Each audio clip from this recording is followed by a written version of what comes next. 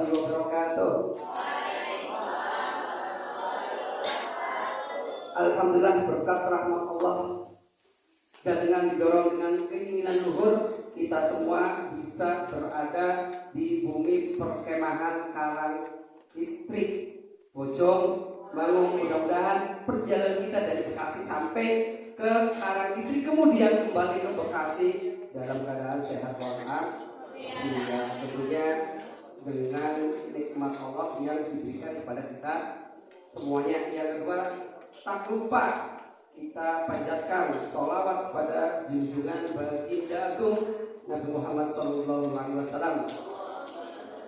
Biqaulina Allahumma shalli ala sayyidina wa maulana Muhammad.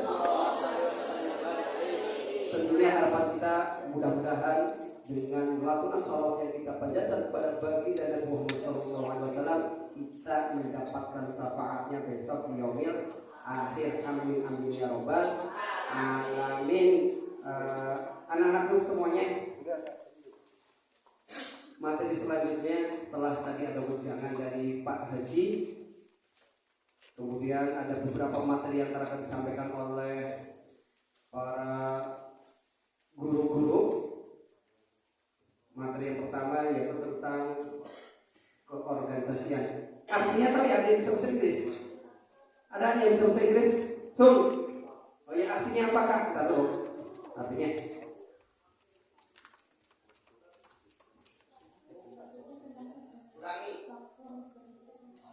Waktu untuk berpikir tentang sukses. Insya Allah kita harapan kita semuanya menjadi sukses di dunia ilal akhirah. Sudah kenal ya? Sudah kenal. Gantengan yang di sini apa gantengan yang di sana? Yang di sana, yang di sini mah tambah ganteng. Oke, next. Nama bapak yang selalu sudah kenal semua, Ahmad Tamlik Hok. Pakainya Hok bukan hak. Kalau Allah nggak bukan. Materi keorganisasian. Ini tahu kelas berapa ya? Bukan fotonya ketika kelas 10 dengan wali kelasnya. Bukan fotonya yang akan kita bahas, bukan fotonya. Tapi apa itu yang namanya organisasi? Kita sering yang namanya organisasi dari tingkatan kecil sampai aki-aki pun punya ada organisasinya. Ada yang tahu apa itu organisasi? Suatu kumpulan. Oke, sip. Apa lagi? Sekelompok orang. Apa lagi? Yang perempuan orang-orang nggak ada suaranya. Apa itu organisasi? Ini sekelompok sekumpulan kan itu ya. Itu bisa dinamakan organisasi kelas 10 TKC. Nah itu ada logonya tuh, itu logo OSIS SMK itu di Madani. Menurut menurut Dimox, berhubung bapak nggak bisa bahasa Inggrisnya, arti organisasi adalah perpaduan secara sistematis daripada bagian-bagian yang saling tergantung atau berkaitan untuk membentuk suatu kesatuan yang bulat melalui kewenangan, koordinasi, pengawasan, dan usaha untuk mencapai tujuan yang telah ditentukan. Singkat katanya ada unsur-unsur dalam organisasi.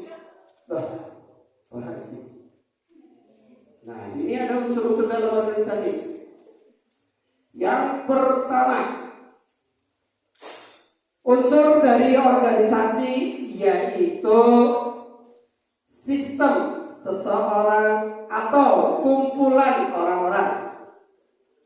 Yang pertama, ia wajib ada di organisasi, ada sistem atau orang-orang atau kumpulan orang.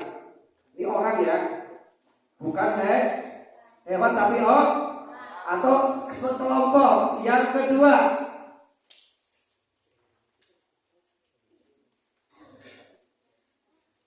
berintegritas dalam suatu wadah atau kerja sama. Kalau sendirian, apakah bisa dikatakan organisasi? Contohku, saya paling hebat, saya akan membentuk organisasi, tapi isinya cuma satu orang tok. Apakah bisa dikatakan organisasi? Walaupun ada wadahnya, organisasi saya sendiri. Tujuannya, yuk saya sendiri. Apakah sudah dinamakan organisasi? Belum, karena harus ada yang namanya kerja. Yang namanya kerjasama membutuhkan orang lain. Kalau kerjasama sendiri bukan dikatakan kerjasama, tapi hanya sendiri. Ya benar. Terus yang ketiga apa unsurnya?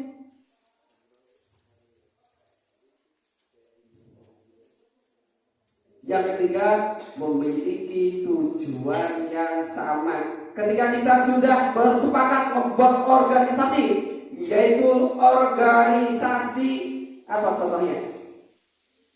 OSIS. Oh, sudah ada organisasinya. Tujuannya untuk apa, kemana dulu nih? Oh iya, OSIS tujuannya satu, menggerakkan kegiatan-kegiatan yang ada di sekolah. Tugasnya siapa? OSIS.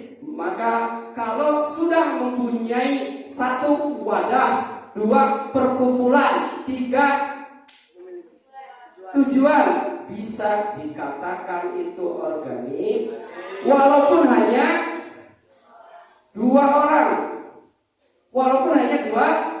orang sudah dikatakan namanya organisasi.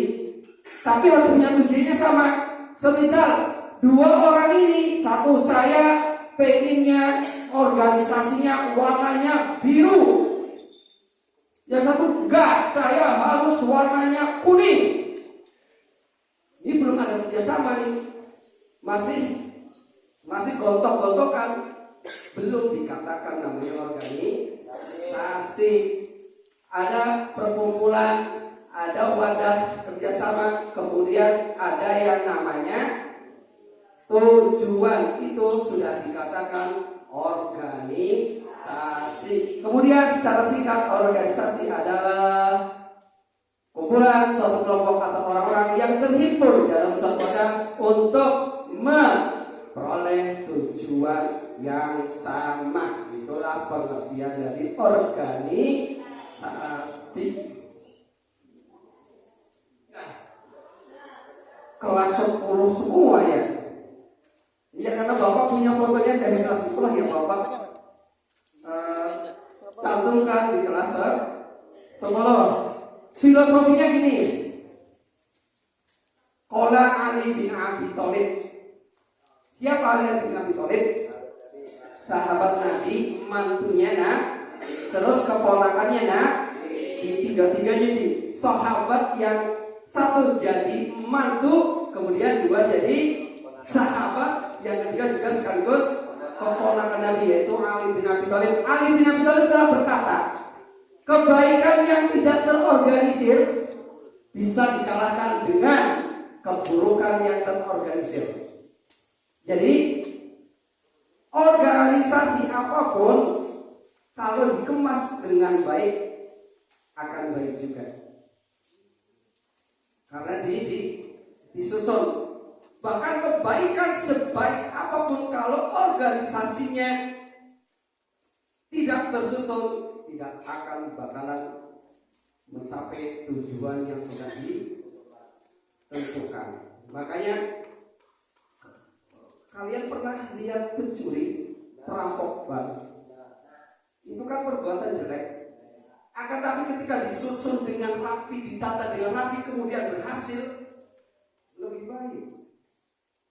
Walaupun perbuatan jelek. Iya, semisal hari Senin,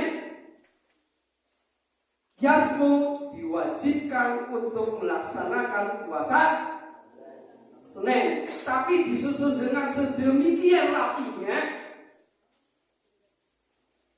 yang tidak puasa tidak ketahuan. Karena apa? Kejahatan yang terorganisir terorganisir lebih baik. Oke, paham sampai sini ya? Yang kedua, berpegang teguhlah dengan mengikat tali kebersamaan. Surat Al-Imran ayat 103 yang berbunyi, waqtasimu bihabl lillah jami'an wala tafarraqu. Artinya itu. Jadi kita disuruh saling bekerja sama dalam kebaikan, tentunya bukan dalam keburukan. Serahkan suatu pekerjaan pada ahlinya, kalau tidak tunggulah kehancuran. Oke, semua orang pasti mempunyai kelebihan masing-masing.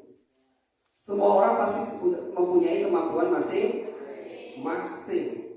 Tapi ketika pekerjaan diserahkan kepada orang yang bukan ahlinya, tinggal kita tunggu saja kehancurannya. Makanya sebelum itu terjadi, kita persiapkan. Salah satunya apa? Dengan mengadakan LDKO, apa panjangnya? Latihan dasar kepemimpinan OSIS. Itu tujuannya biar kita itu tidak dianggap seperti tadi, diserahkan kepada yang bukan ahlinya, tunggu saja kehancuran. Makanya nih, kalian ini kader-kader sama calon yang mana setelah dari sini ilmu yang kalian dapat dari sini bisa kalian diterapkan di tingkatannya masing-masing. Jangan malah setelah ini enggak malu, enggak mau, kamu aja, saya mah enggak bisa. Ada yang kayak gitu Mas ya? Harus jangan. Bapak masih ingat dulu Bapak pernah diceritain sama uak atau ya uak? Kalau bahasa Jawa mah uak itu ya pamannya atau bibi, pamannya dari bapak, paman dari bapak, panggilannya uak. Diceritain dulu kamu itu pakai bahasa Jawa ini, bapak translate ke bahasa Indonesia. Dulu ketika masih sekolah madrasah, ketika pemilihan ketua kelas, siapa yang di kelas, kamu itu langsung saya Ustaz, sampai ya semuanya tercengung semuanya. Jadi tidak ada kata saya belum bisa, saya nggak bisa, saya nggak mampu. Insya Allah saya siap sambil belajar. Itu kata hikmah. Wah, ini benar. Fungsi organisasi pasti ada fungsinya sebagai sarana komunikasi antar manusia. Organisasi yang ada di sekolah, yaitu OSIS. OSIS itu bisa berinteraksi dengan OSIS yang lain atas nama organisasi. Contoh, OSIS SMK IT Bina Madani akan mengadakan perlombaan tingkat kecamatan. Kemudian mengundang OSIS SMP Islam Al-Muna Waroh. Siapakah yang akan dihubungi pertama? Anggota OSIS atau anggota non-OSIS? Pasti yang akan dihubungi pertama kepada ketua OSIS SMPI Al-Munawarah, bahwasanya undangan lomba antar kecamatan yang diadakan di SMK IT Bina Madani besok akan dilaksanakan. Jadi organisasi itu sarana untuk berkomunikasi apapun, bukan cuma tadi perlombaan, tapi komunikasi apapun itulah sarana dari organisasi. Yang kedua, sebagai alat untuk mencapai tujuan bersama. Jelas tadi organisasi ya ada tujuannya pasti. Mengapa saya di SMP, Bapak melihat SMP kelas 9 nih. Kelas 9 itu Bapak lihat rata-rata potongan alisnya kayak Baruto sama Kawaki.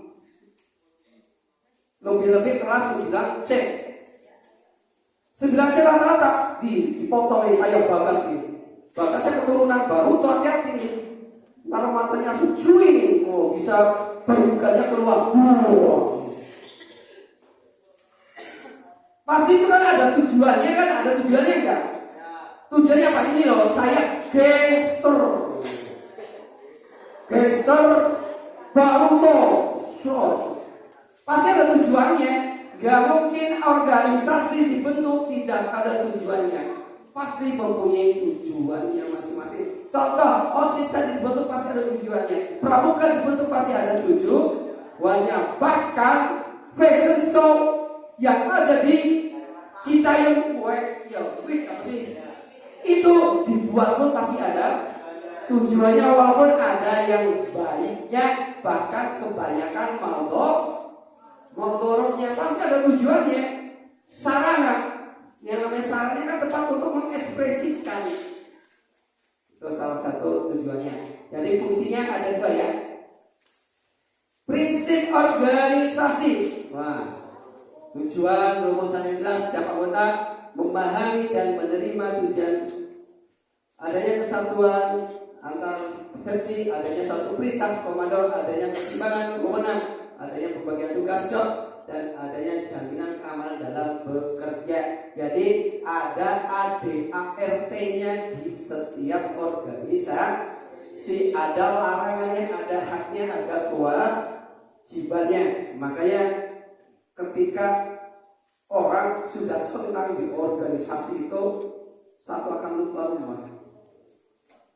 Apa? Kumpul dengan orang yang punya tujuan yang sama, pemikiran sama, kemudian diskusi ngobrol terkait apa yang tadi sudah menjadi tujuannya, lebih senang lagi. Karena apa?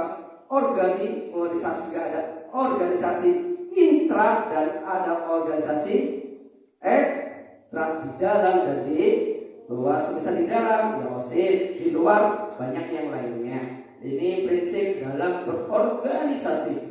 Kemudian jenis-jenis organisasi.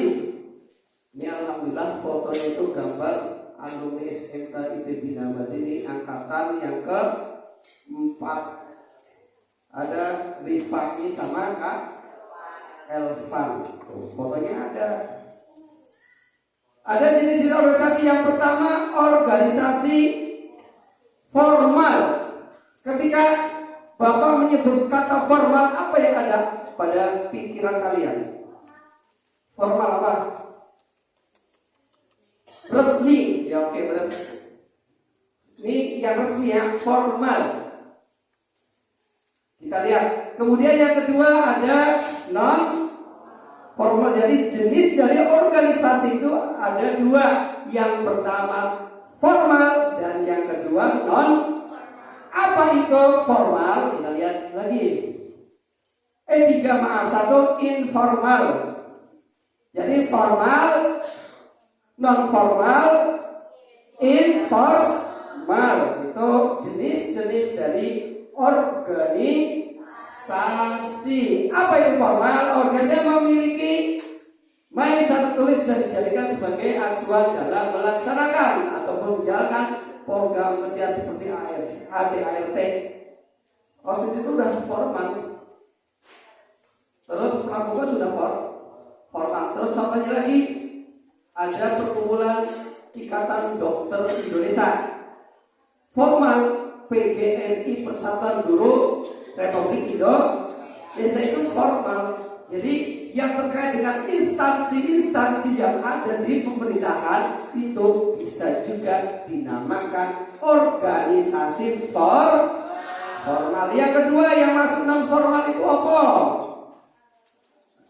Organisasi yang aturan dipahami secara umum dan tidak tertulis seperti kelompok masyarakat suatu lingkungan. Oke, kita membuat organisasi orang-orang yang suka main game, dikumpulin. Kayak orang hobi, sesama hobi nih. Oh, saya hobinya memelihara burung, Pak. Lakbet, mulai batu, kepala batu. Organisasinya bisa, Pak, saya pencinta ikan lohan, ikan arwana, ikan koi, ikan koki, ikan cupang atau ikan betik. Itu juga dinamakan non-formal. Kalau informal apa itu? Organisasi kecil yang pengaturannya secara alus seperti rumah tangga, itu juga dinamakan organisasi. Karena apa? Memiliki tujuan kepentingan bersama mencapai tujuan yang sudah ditentukan. Lanjut. Nah, itu lagi ya. Sifat-sifat organisasi independen apa independen? Independen. Pak, saya mah independen, Pak, nggak punya pacar. Apa? Pak, saya mah independen aja, Pak. Contoh, Pak Jokowi kemarin mencalonkan menjadi presiden itu secara independen. Saya diri. Apa independen? Entah dulu. Ini yang tukang klik-kliknya nggak ada sini. Yang kedua non independen. Apa itu independen? Loh, ada panggil juga tuh. Organisasi yang berdiri sendiri dan tidak memiliki hubungan konstitusi dengan organisasi lain atau non struktural. Jadi nggak ada kaitannya dengan saya bikin organisasi tadi penggemar ayam kate sejak bodoh tape, kan gak ada ikatan sama yang lain. Saya bikin organisasi sesama penggemar ayam goreng. Kalau non independen, organisasi yang memiliki hubungan konstitusi dengan organisasi yang lain. Contoh, OSIS setiap daerah, setiap sekolah kan ada. Jadi bukan independen, tapi non independen. Kalau independen itu sendiri, berdiri ya itu sendiri tanpa ada yang lain. Contoh kayak non independen, PMII, PII, kami, apalagi IPNU, IPPNU, apalagi itulah Pak. Contoh. Kalau apalagi macam-macam organisasi banyak nih. Profit, apa wis. Yang kedua non profit. Macam-macam ini organisasi itu ada yang profit, ada yang non profit. Yang non profit apa? Yang mencari keuntungan, menghasilkan. Seperti PT, koperasi, pertokoan. Kalau non profit, organisasi yang mengedepankan pengembangan keilmuan seperti Pramuka, Paskibra, IPNU, IPPNU, terus OSIS, ROHIS, itulah salah satu organisasi yang non profit, nggak mencari keuntungan. Contoh organisasi yang mencari keuntungan kayak toko-toko swalayan, kan pasti ada yang atas bawah semua kan ada ya. Kayak kalian pernah lihat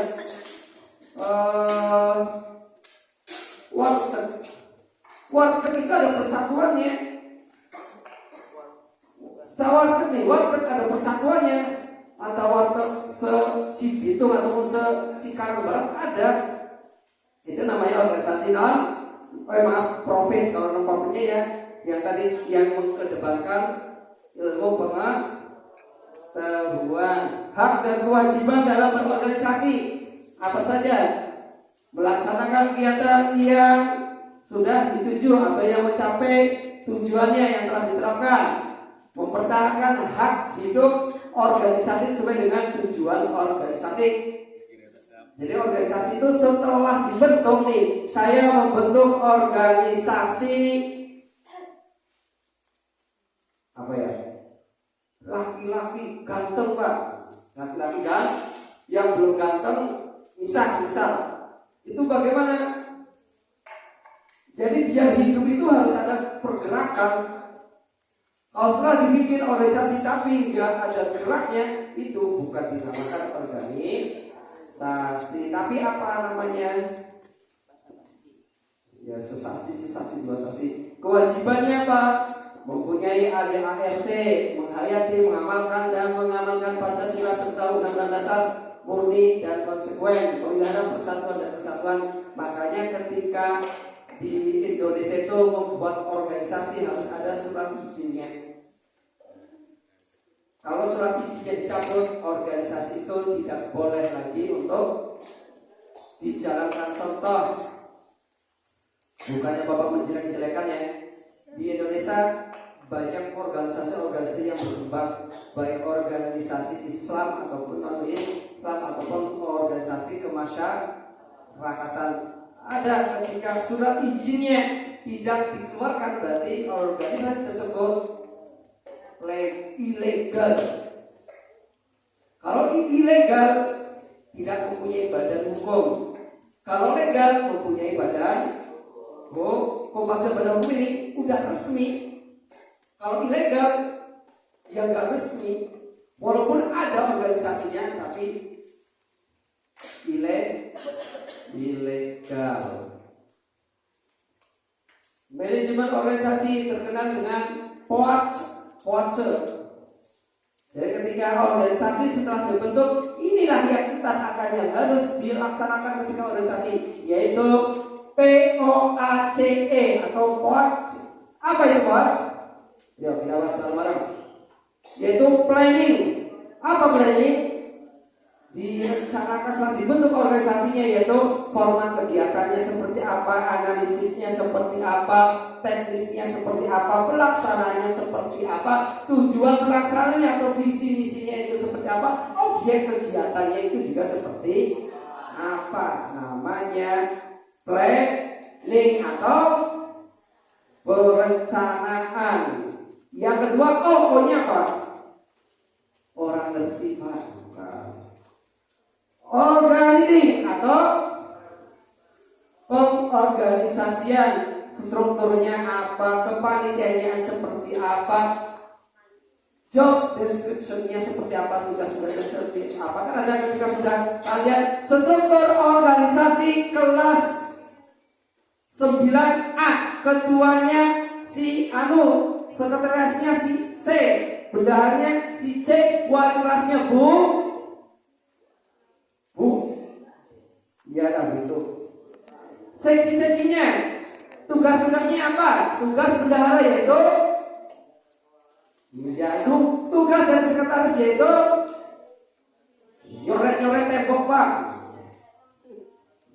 Nyoret-nyoret. Terus tugas dari, silakan. Jadi ada job description-nya. Yang ketiga A-nya apa? A-nya yaitu aktuality atau pelaksanaannya. Apa aja? Ketika kita membuat suatu acara, ada susunan panitia, ada surat pengangkatan panitia SK. Kan ada dapat SK, saya menjadi ketua kelas 9E, 9D. Surat penangkapan panitia apa saja surat-suratnya? Job description, surat musyawarah, surat terakhir, surat pemberitahuan terkait kegiatan, surat permohonan bantuan, pembuatan proposal, BLL yang dipandang perlu atau penggalangan dana juga harus ada aquating atau pelaksanaannya. Yang C-nya yaitu controlling, pengecekan. Seperti apa? Dengan cara ada rapat harian, rapat mingguan, rapat ketiduran juga itu rapat juga. Ya, ketiduran. Terus kegiatan lainnya. Yang terakhir apa? E-nya apa? Evaluasi, laporan pertanggungjawaban atau pembubaran kepanitiaan. Setelah acara selesai, acara LDKO yang diadakan di Karangkiti, sudah kan? Apakah ketika panitia mengadakan acara LDKO apakah langsung datang langsung jadi? Ada surat-suratnya, ada ketuanya, ada wakilnya, ada bendaharanya, ada sekretarisnya, ada seksi-seksi yang kemudian ada juga job tugas-tugasnya seperti apa. Kemudian setelah itu jadi dievaluasi yang kurang apa, yang perlu ditambah apa, yang perlu dikurangi apa. Itulah namanya evaluasi. Setelah selesai, alhamdulillah acara LKW yang diadakan sekarang ini berjalan dengan sukses. Terima kasih kepada semuanya. Mudah-mudahan acara ini berjalan dengan baik dan seterusnya. Itulah namanya larinya kan evaluasi. Ini harusnya ada videonya, cuman nggak bisa dinyalakan di sini. Matur thank you. Itu sama siapa tuh? Pak Subur. Ya, Pak Subur juga dulu pernah jadi kesiswaan di SMK IPB Madani yang sekarang menjabat jadi kepala sekolah di SMP di Almu. Oke, jadi secara singkat sudah paham semua organisasi Bapak. Sebentar ada permainan-permainan. Ada yang mau tanya sebelum Bapak lanjut? Oke, silakan. Enggak tahu. Enggak. Coba yang tahu, yang tadi nulis siapa? Yang nulis organisasi siapa? Ada yang gak nulis? Kesempatan. Kamu nulis enggak? Pengertian organisasi. Nulis. Sebut tegas. Organisasi adalah nulis.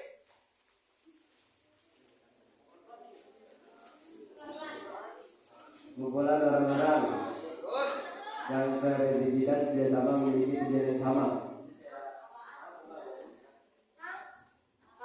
Kumpulan orang-orang yang berintegritas kerjasama atau bekerja sama, terus dan memiliki tujuan yang sama. Dan ada lagi yang mau nanya? Ayo. Yang tidur.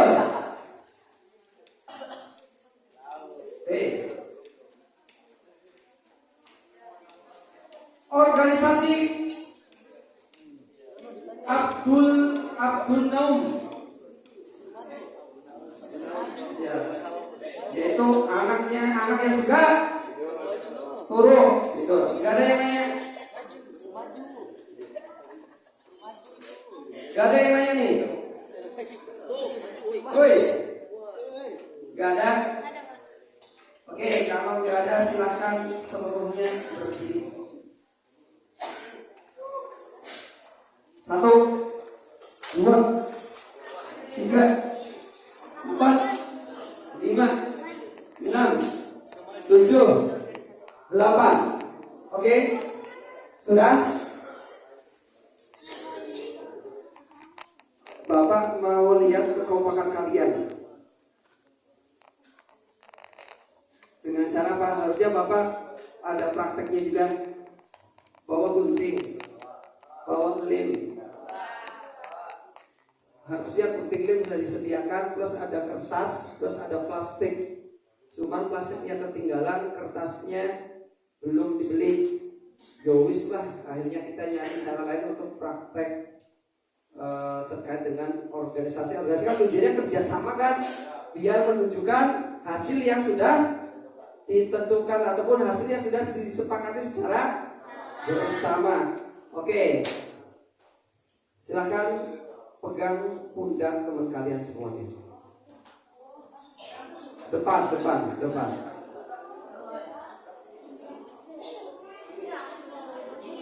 Ya, silakan pegang pundak teman kalian. Nah, dipijetin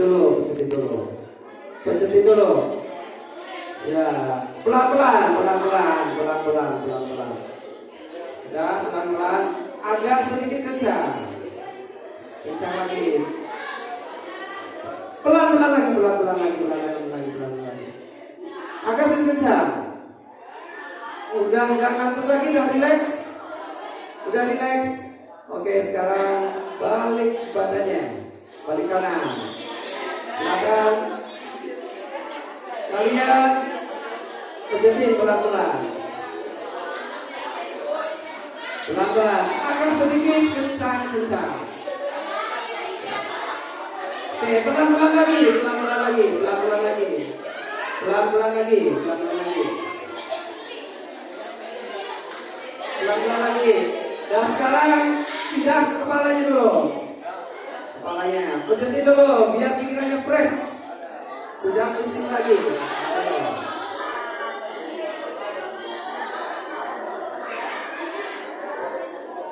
Sekarang balik badannya, balik kanan dulu.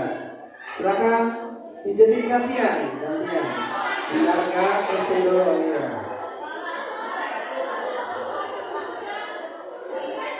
Oke, sudah? Kalau sudah, nanti sang depan kan. Kembali lagi, nanti sang depan dulu. Lencang depan aja, nggak usah lencang kanan. Nggak usah lencang kanan, lencang depan aja. Sesuai dengan kotaknya masing-masing. Nah, biar kalian nggak nabrak. Oke, tangan yang satu seperti ini, yang kanan. Ini.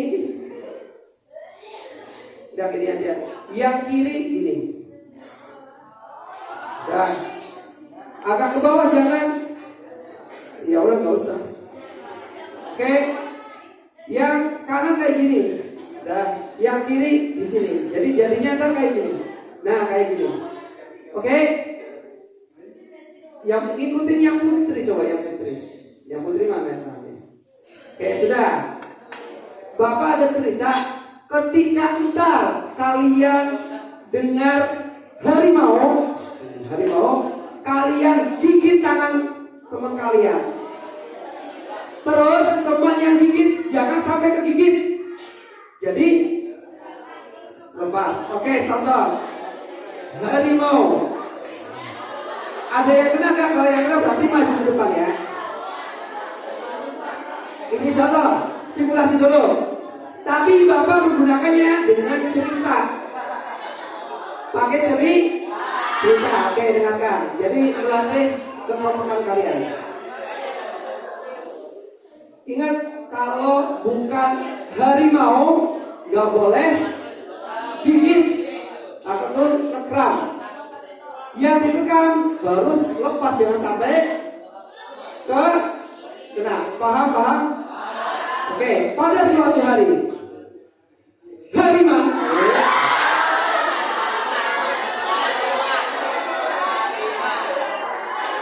instruksi yang Bapak berikan apa? Bapak bilangnya ulangi. Pada suatu hari harimau ya Allah. Ulangi. Pada suatu hari hariman. Bapak masih hariman. Pada suatu hari hariman pergi bersama keluarganya ke hutan. Bukan harimau. Mereka berjalan-jalan dengan keluarganya. Tiba-tiba dari belakang muncullah. Belum. Ulangi. Kemudian dari belakangnya muncullah teman hariman.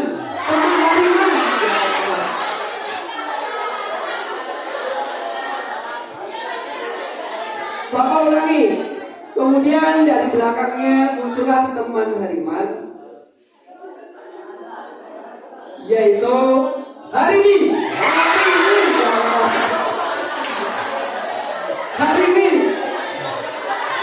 Kan yang Bapak instruksinya harimau, ini hariman sama harimin. Nah, ulang lagi. Kata-katanya masih sama. Kemudian dari belakangnya muncul teman hariman, yaitu harimin. Harimin belum. Tiba-tiba muncul dari arah semak-semak.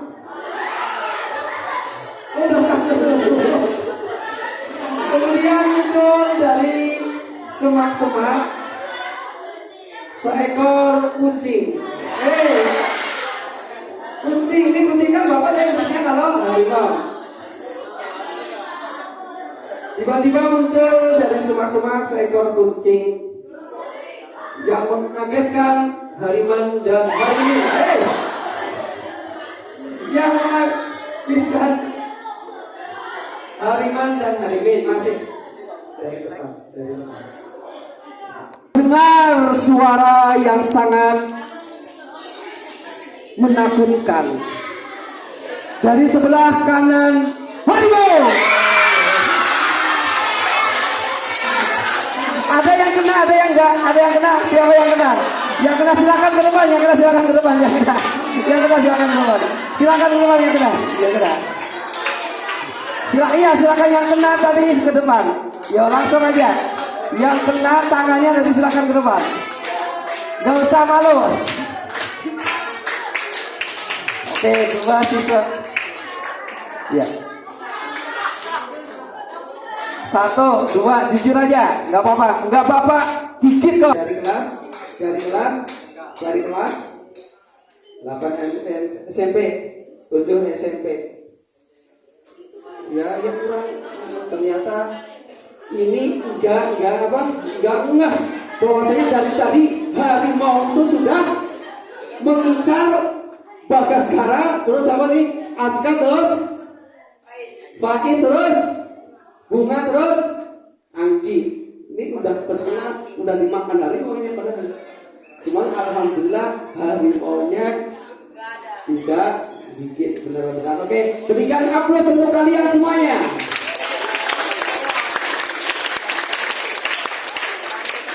Silakan duduk kembali. Yang lain di sini ya, silakan duduk.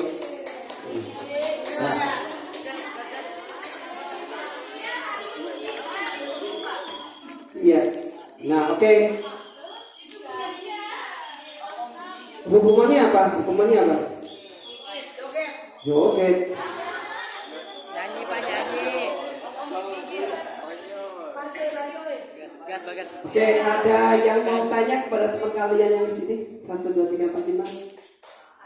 Tentang harimau yang membuat Hariman dan Harimau.